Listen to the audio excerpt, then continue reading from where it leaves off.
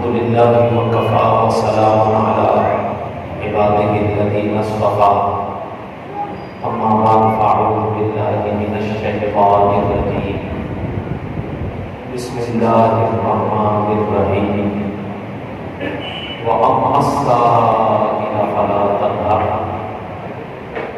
آمنت بالله صدق الله العلي العظيم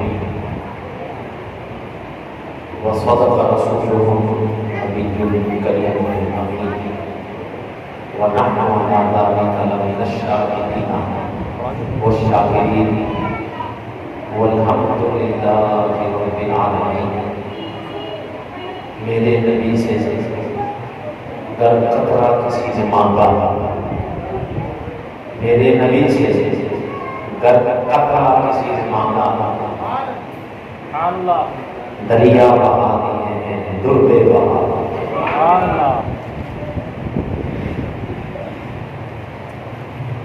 وہاں کیا جود و کرم ہے شہ بتا دے گا، وہاں کیا جود و کرم ہے شہ بتا دے گا، نہیں سنتا بھی نہیں مانگنے والا دے گا. محترم حضرات، بہت مختصر وقت یہ سب سے حضرت نے حکم دیا. یہ تو معذرت کر رہے ہیں کہ ہم نے آپ کا ٹائم کم کر دیا، اور میں کہہ رہا ہوں کہ ہم نے بڑی آسانی کر دی.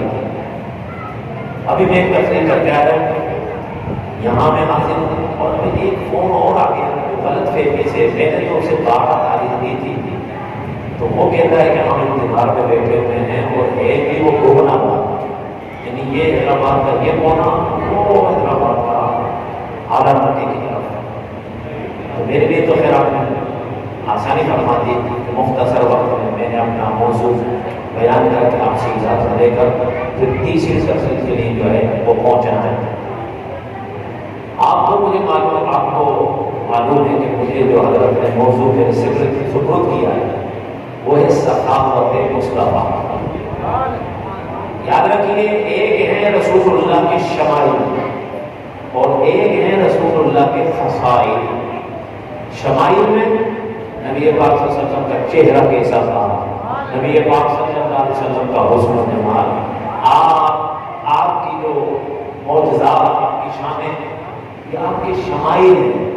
اور جو خصائل ہیں تو اس میں آپ کے عادت و اطوار آتے ہیں، آپ کے اخلاق کریمانہ آتے ہیں، آپ کی جود و صفا آتی ہے، آپ کے جو معاملات ہیں وہ آتے ہیں. میرے دوستوں، محترم بزرگوں، یہ بات یاد کر رکھ لینا کہ کائنات میں رسول اللہ صلی اللہ علیہ وسلم سے بڑھ کر کوئی سخی پیدا ہی نہیں ہوگا. یہ کوئی جوش خطابت نہیں ہے، یہ تقریری لفاظی بھی نہیں ہے، یہ حقیقت ہے کہ کائنات میں نبی پاک صلی اللہ علیہ وسلم جیسا سخی اور فیاض پیدا نہیں ہوا. بلکہ یہ تو ایک صفت ہے نا، آپ کہتے ہیں جو بھی صفت ہے، جو بھی خوبی ہے، جو بھی کمال ہے، اللہ کی قسم جملوں پہ توجہ کرنا، بزم کائنات میں کوئی چیز ایسی پیدا ہی نہیں ہوئی کہ جسے خوبی کا نام دیا جا سکے اور وہ میرے رب نے میرے آپ کے آقا کو نہ عطا فرمایا. اب یہ جود و صفا آپ کائے میں شامل کریں گے، خوبی میں یا خامی میں؟ بولے خوبی میں. تو میں نے جو عرض کیا نا کہ اس بزم کائنات میں کوئی چیز ایسی پیدا ہی نہیں کی گئی کہ جسے خوبی اور کمال کے نام سے یاد کیا جاتا ہو اور وہ سرکار دو عالم صلی اللہ علیہ وسلم کو نہ ملی ہو. رب کائنات کی قسم، ہر خوبی، ہر کمال رسول اکرم صلی اللہ علیہ وسلم کے خاک پاک کو چوم کر اور آپ کے قدموں کا بوسہ لے کر ہی خوبی اور کمال بڑھنے کے قابل ہوئی ہے. نبی پاک صلی اللہ علیہ وسلم کی ایک ایک شان، ایک ایک صفت پہلے آپ کو اللہ نے عطا فرمائی، پھر کسی اور کو بھی دی. چاہے وہ کوئی سے بھی. یہ تو سخاوت کی بات ہے. میں کہتا ہوں کہ آپ صلی اللہ علیہ وسلم فرما رہے ہیں وَإِنَّمَا أَنَا قَاسِمٌ وَاللَّهُ يُؤْتِي. اللہ مجھے عطا فرماتا ہے, میں تمہیں عطا فرماتا ہوں.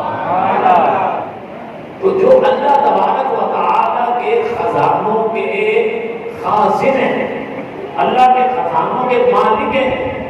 اعلیٰ حضرت امام اہل سنت کیا فرماتے ہیں, میں تو مالک ہی کہوں گا کہ ہو مالک کے حبیب, یعنی معبود و مہم میں نہیں میرا ہے. عزیزان محترم, حدیث موجود ہے, حدیث گواہ.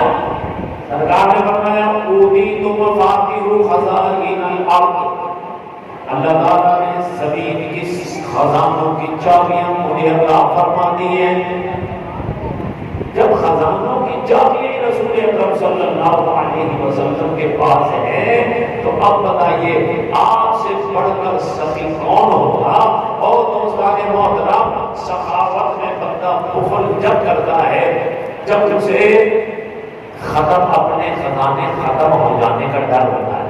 کسی کو دینے میں بخل کا مظاہرہ اس وقت ہوتا ہے جب مجھے ڈر ہو کہ یار میں اسے دے دوں گا تو میرے پاس کیا بچے گا. لیکن جب خزانے نہ ختم ہونے والے ہوں تو پھر آئے گا ڈر.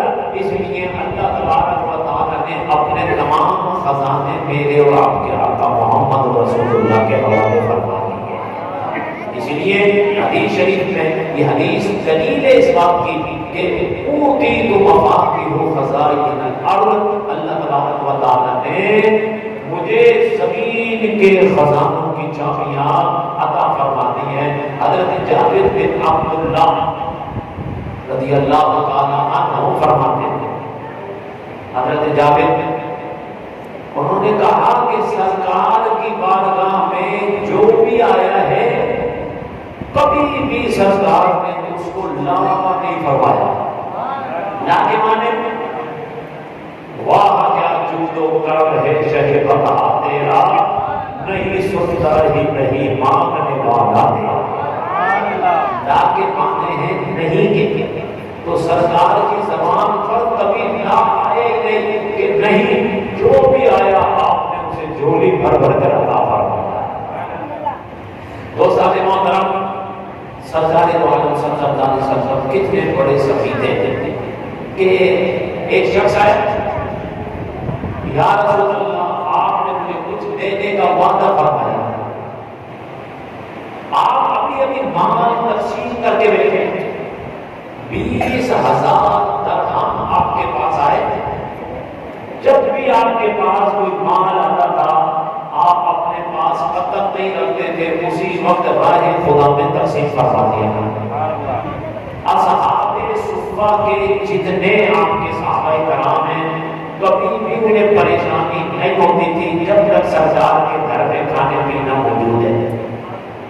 ایسا بھی ہوا کہ آپ صلی اللہ علیہ وسلم کئی مہینے صرف کھجوروں پر آپ گزارا کرتے ہیں. اور یہ جو فقر تھا نا, آپ کا فقر تھا, یہ آپ کا اختیاری تھا, اختیاری ہے.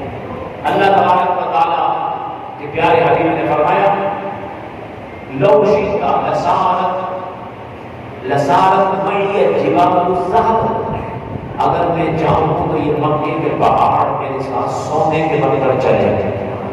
تو اب آپ سب جو اتنے بڑے خزانوں کے مالک ہیں تو پھر اتنا ہی اللہ کی راہ میں دل کھول کر جو ہے وہ آپ خرچ کر رہے ہیں. جب وہ شخص آیا نا تو مال سارا تقسیم فرما چکے. آپ نے فرمایا اچھا وہ تو فلاں جگہ سے جا کر اپنی ضرورت کا سارا سامان لے لے, اور جو اسے رقم ادا کرنی ہے تو اسے کہہ دے محمد صلی اللہ علیہ وسلم دے دے. آپ ایسے بڑے سخی تھے کہ آپ اگر کوئی ضرورت مند آتا یا تو اس کی ضرورت پوری کرتے, اور اگر نہیں ہوتے تو لا نہیں فرماتے تھے. آپ فرماتے کہ فلاں سے یہ چیزیں لے لو اور اس سے کہو کہ تمہیں محمد صلی اللہ علیہ وسلم ادا کریں. عزیزان محترم توجہ فرمائیں, نبی پاک صلی اللہ علیہ وسلم کیسے سچے اور کیسے امت پر مہربان. آپ نے فرمایا جو بھی میرا امتی انتقال کر جائے اگر اس پر کسی کا قرضہ ہے وہ مال چھوڑتا ہے تو اس کے وارثوں کا ہے، اور اگر وہ قرضہ چھوڑتا ہے تو میں محمد ادا کروں گا۔ اور آپ نے ایسا کیا بھی ہے، آپ نے ایسا اللہ تعالیٰ نے فرماتا والسائل فلا تنہر، اے محبوب آپ کی بارگاہ میں جو بھی آئے انہیں جھڑکنا نہیں، انہیں خالی ہاتھ نہیں لوٹانا۔ جب اللہ خود ہی فرمائے والسائل فلا تنہر، محبوب آپ کسی کو خالی ہاتھ نہ لوٹائیں، تو یہ تو اللہ کے حکم پر عمل ہو رہا ہے۔ محترم حضرات ذرا سوچئے آپ کیسے بڑے سخی ہیں کہ دنیا کا سخی دنیا کی چیزیں دے سکتا ہے، لیکن میرے آقا سے تو اگر کوئی جنت بھی مانگے تو اسے بھی خالی ہاتھ نہیں لوٹاتے، اسے بھی جنت عطا فرماتے۔ حضرت ربیعہ صحابی رسول وضو کروا رہے، دریائے رحمت جوش میں آیا، فرمایا سد ربیعہ، ربیعہ مانگ کیا مانگتا ہے؟ سبحان اللہ، آپ صلی اللہ علیہ وسلم نے مطلق سوال کیا، مطلق سوال۔ اب بعض لوگ جو آپ نے فرمایا نا وَإِنَّمَا أَنَا قَاسِمٌ وَاللَّهُ يُؤْتِي، اللہ مجھے عطا فرماتا ہے میں تمہیں دیتا ہوں، تو بعض لوگ کہتے ہیں یہ علم کے باب میں آئی ہے، یہ حدیث علم کے باب میں آئی ہے، لہذا آپ علم تقسیم کرتے ہیں، تو میاں پھر اس کا مطلب یہ ہوا کہ اللہ بھی صرف آپ کو علم نہیں دیتا، کیونکہ حدیث تو یہ ہے کہ واللہ یؤتی، اللہ مجھے عطا فرماتا ہے، تو کیا اللہ بھی علم عطا فرماتا ہے؟ نہیں، جو بھی اللہ عطا فرماتا ہے سرکار اسے تقسیم فرمانے والے ہیں۔ اور اللہ کی عطا پر کون ہے جو قدم لگائے؟ اللہ کی عطا پر کون ہے جو پابندی لگائے؟ یہ تو یہودیوں نے کہا تھا وقالت الیہود ید اللہ مغلولہ، اللہ کے ہاتھ بندے ہیں، وہ کسی کو کچھ نہیں دے سکتا۔ اللہ نے فرمایا ہو پگلو تمہیں کیا پتا، اللہ تبارک و تعالیٰ پر کسی کی پابندی نہیں، وہ بڑا ہی جبار ہے، وہ جس کو جو چاہے عطا فرما دیتا ہے۔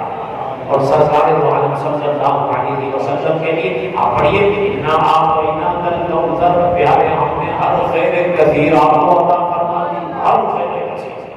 اب یہاں سرکار دو عالم صلی اللہ علیہ وسلم جس کو جو عطا فرما رہے ہیں وہ رب کی عطا سے عطا فرما رہے ہیں۔ وہ صحابی حضرت ربیعہ یا رسول اللہ، جب آپ نے فرمایا سال ربیعہ مطلق آپ نے کہا، معلوم یہ ہوا ذرا توجہ فرمائیں، علم نقطہ آپ کی خدمت میں پیش کر رہا ہوں، آپ نے کوئی تیر نہیں لگائی مجھ سے یہ مانگو یہ نہ مانگو، آپ نے فرمایا سال ربیعہ، اس کا مطلب یہ ہوا کہ آپ دنیا میں کتنا ہی بڑا کوئی بادشاہ، کوئی دنیا کے خزانوں کا مالک بھی ہونا، وہ بھی نہیں کہہ سکتا جو مانگنا چاہے مانگ لو، وہ نہ جانے کیا مانگ لے۔ سرکار سال ربیعہ کے گھر اپنی فیاضی اور اپنی سخاوت کا اعلان کر رہے ہیں کہ میرے صحابی ایک میں تو ہوں جسے اللہ تبارک و تعالیٰ نے ہاتھ میں بانٹنے پر لگایا ہوا ہے۔ آیا سال ربیعہ مانگ کیا مانگتا ہے؟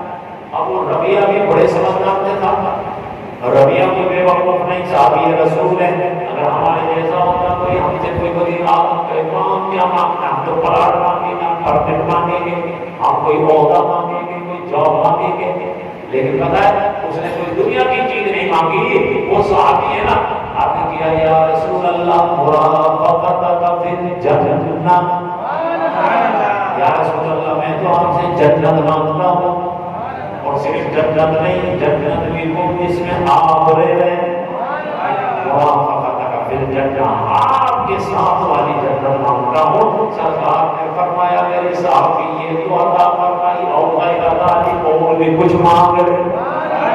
وہ کہتے ہیں بقول شاعر کے سب کچھ خدا سے مانگ لیا تجھ کو مانگ کر، یا رسول اللہ اب کوئی حاجت نہیں ہے، بس تجھ کو آپ کو مانگ لیا نا، اب کوئی جو ہے حاجت آئیے ایک دلچسپ حدیث سنیے، ایمان تعالیٰ کیجیے۔ رسول اکرم صلی اللہ علیہ وسلم کے پاس ایک صحابی آیا، یا رسول اللہ میں کچھ مانگنا چاہتا ہوں، فرمایا مانگ۔ آپ نے فرمایا مانگ کیا مانگا؟ اب صحابہ کیا کہتے ہیں؟ ہم سمجھے یہ رسول اللہ سے جنت مانگے گا، جنت مانگے، لیکن یہ زلفانی کی حدیث ہے،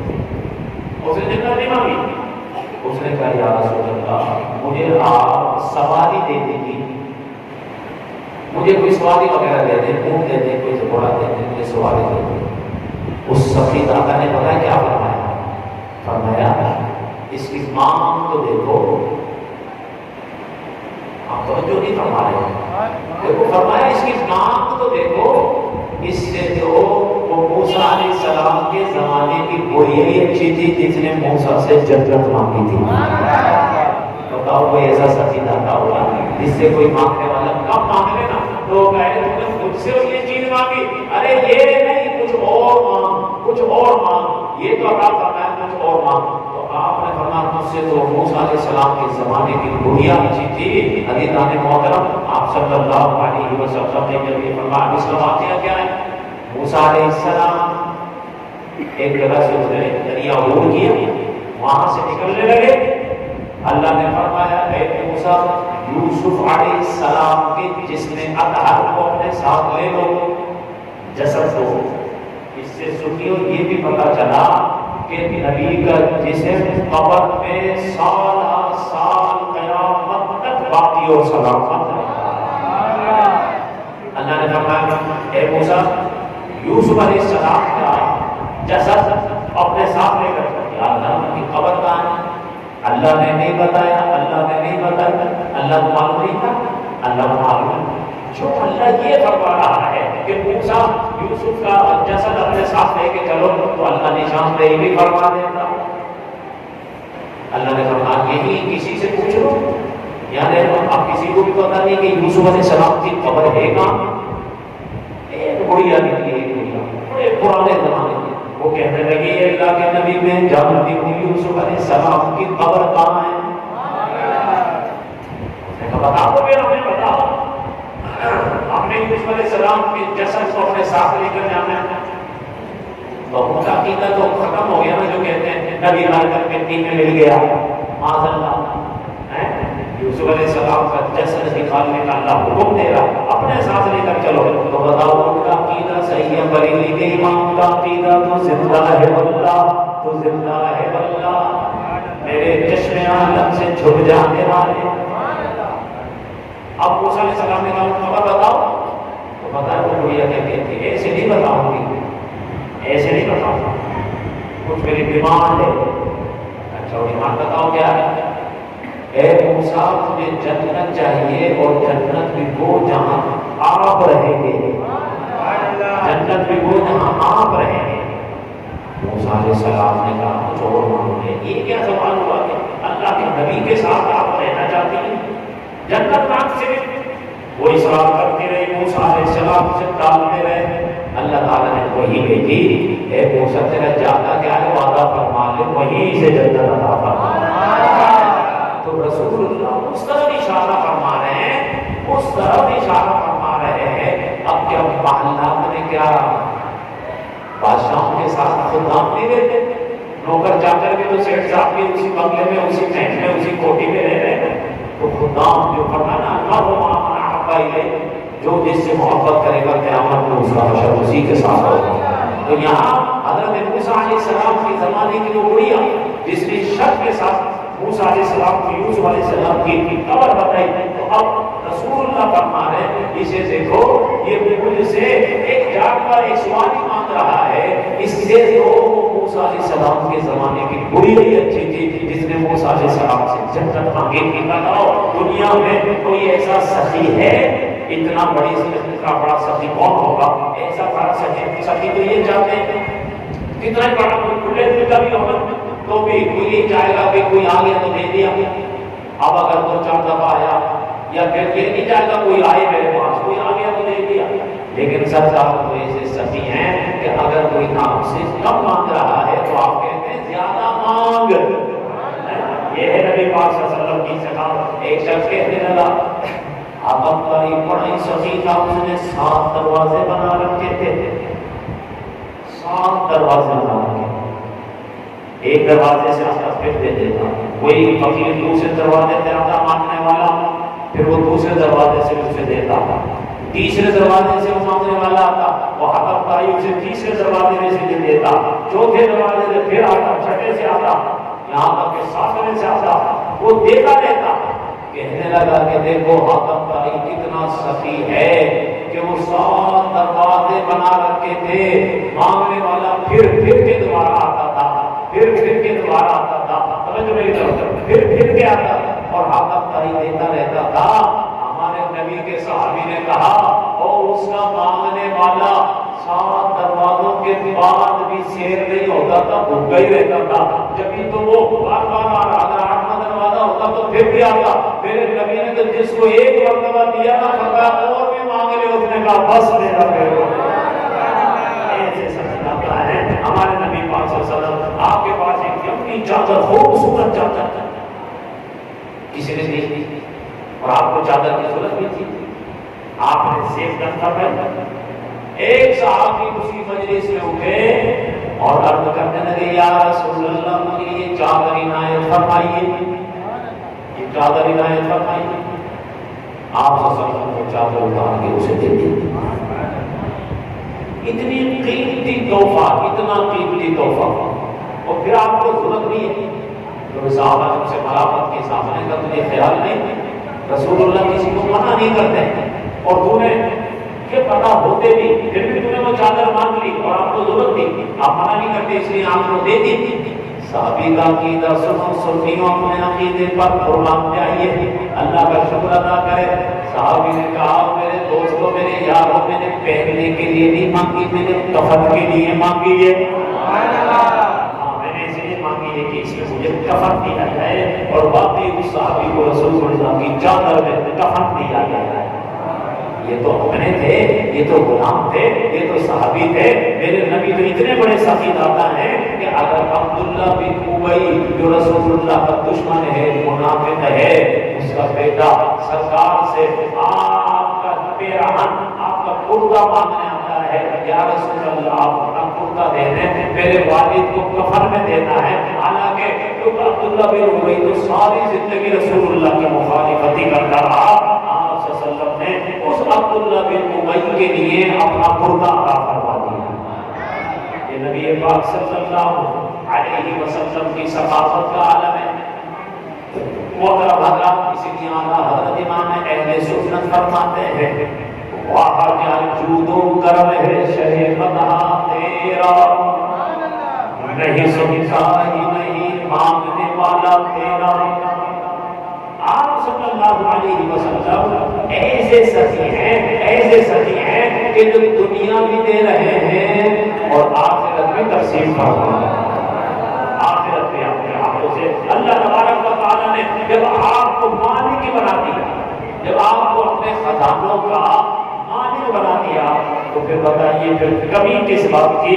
اس لیے سرکار دو عالم صلی اللہ علیہ وسلم سے بڑا سخی اس جہان میں کوئی ہے ہی نہیں. اور اسی عقیدے پر ہم یہ امید رکھتے ہیں کہ نبی پاک صلی اللہ علیہ وسلم کی جود و سخا سے ہم یہاں بھی فائدہ اٹھا رہے ہیں اور انشاءاللہ قیامت کے دن بھی فائدہ اٹھائیں گے. آپ کی جود و سخا تو دیکھیے, آپ صلی اللہ علیہ وسلم سے حضرت عمر رضی اللہ تعالیٰ عنہ عرض کرتے ہیں یا رسول اللہ آپ اتنی مشقت میں کیوں پڑھتے ہیں؟ اللہ نے آپ کو اتنا مکلف تو اس کا مکلف تو نہیں بنایا نا کہ بس آپ کو دینا ہی لازم ہے, آپ کو دینا ہی لازم ہے. آپ خود بھوکے رہتے ہیں, اللہ کی قسم یہی صفت رسول اللہ سے منتقل ہوتے ہوئے آپ کی اہل بیت میں بھی آئی ہوئی تھی. آپ نے وہ نہیں سنا حضرت علی بن مرتضیٰ حضرت فاطمہ نے رضی اللہ تعالیٰ عنہا نے 3 دن کا روزہ 3 دن سے روزہ رکھ رہے, پہلے دن, دوسرے دن, تیسرے دن, اور وہ مانگنے والے آ رہے ہیں, کبھی سائل آ جاتا ہے, کبھی مہندی آ جاتا ہے, کبھی یتیم آ جاتا ہے, اور آپ بغیر سحری کا روزہ بھی رکھتے ہیں اور پانی سے افطار کرتے ہیں, اور یہ نہیں دیکھتے کہ ہم خود بھوکے رہ کر اور اللہ کے بندوں کو آپ کھلا رہے ہیں.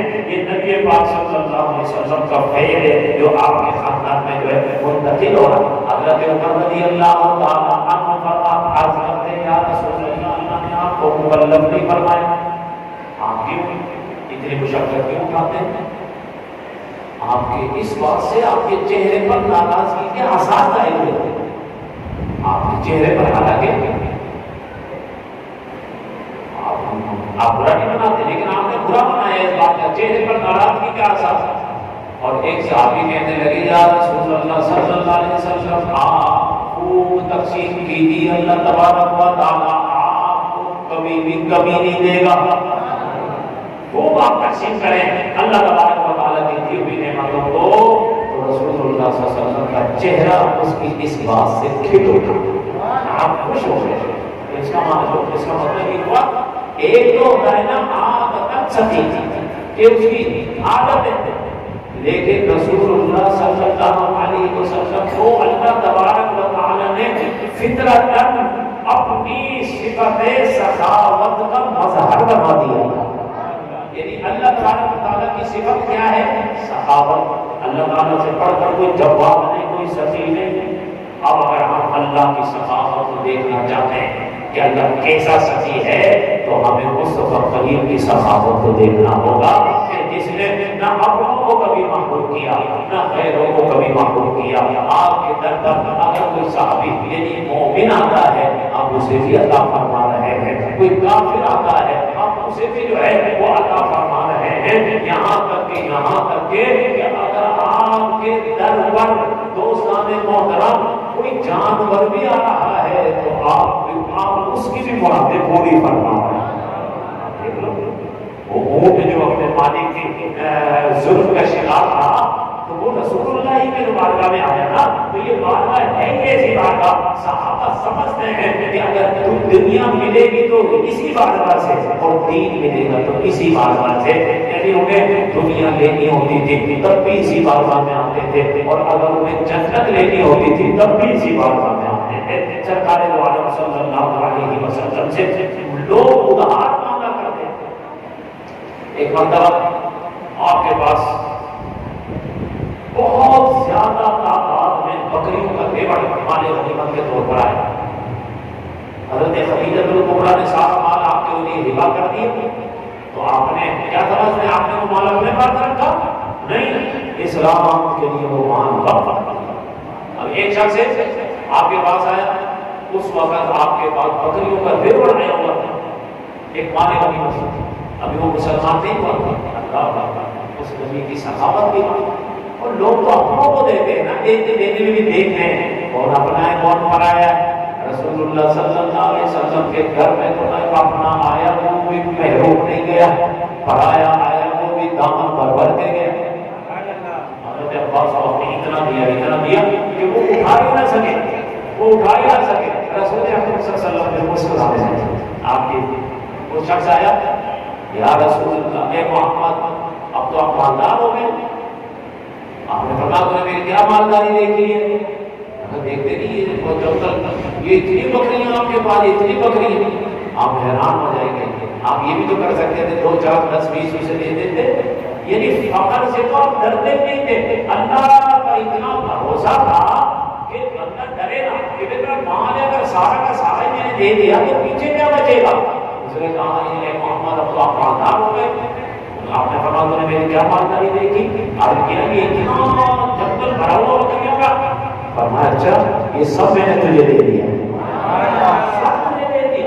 وہ حیران ہو گیا، مسلمان نہیں تھا، حیران ہوا اور اپنی قوم میں جا کر کہا او میری قوم آؤ محمد پر ایمان لاؤ، وہ اتنا دیتے ہیں کہ فقر کا ڈر ہی نہیں ہوگا۔ آپ کی یہ صفت سخاوت کو دیکھ کے تو لوگ مسلمان ہو رہے ہیں۔ اللہ تبارک تعالیٰ ہمیں رسول اکرم صلی اللہ علیہ وسلم کی صفت ہے جو ہمیں بھی عطا فرمائے۔ آدھا گھنٹہ مجھے دیا تھا اور آدھا گھنٹہ میں نے آپ سے خطاب کیا، جو کچھ کہا گیا اللہ تعالیٰ قبول و منظور فرمائے۔